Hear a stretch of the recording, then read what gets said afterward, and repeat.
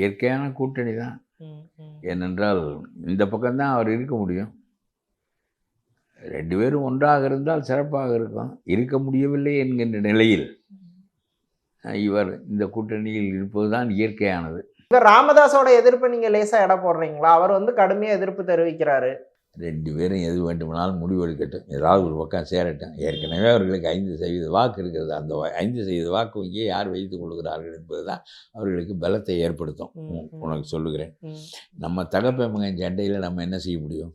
இதில் என்ன ஒன்றும் பண்ண முடியாது. ஆனா ஓட்டு பிரிய தானே செய்யும் ஒருவேளை.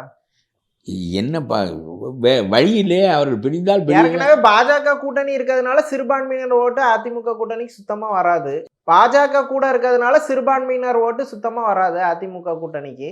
அப்போ எப்படி எல்லா தொகுதிகளையும் வெற்றி வாய்ப்பு அவங்க உறுதிப்படுத்த முடியும்? சரியா சிறுபான்மையினர் 8% ஓட்டு வராது.